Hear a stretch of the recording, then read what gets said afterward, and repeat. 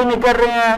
اور نظرہ ساری جنگ کا پاکستانی عوام پہ کیوں پڑ رہا ہے؟ پٹرول مہنگے سے مہنگا ہو گیا، بجلی کی لوڈ شیڈنگ بڑھ گئی ہے، گندم مہنگی ہو گئی، ہر چیز مہنگی ہوتی جا رہی ہے، گیس مل نہیں رہی ہے. عوام کا تو کچمر نکال دیا ہے جناب انہوں نے جنگ کے چکر میں، اور خود نوٹ کمائی جا رہے ہیں.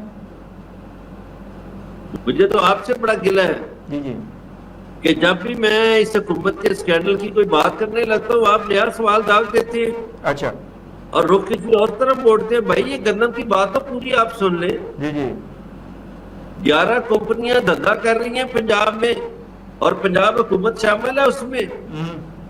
وہ پرائیویٹ کمپنیاں جو ہے وہی گندم لے سکتی ہیں 11 اور ان کو گودام سرکار فراہم کرے گی پنجاب کی، اور 6 ارب کا باردانہ وہ کمپنیاں ان کو دے دیا گیا ہے تقسیم کریں.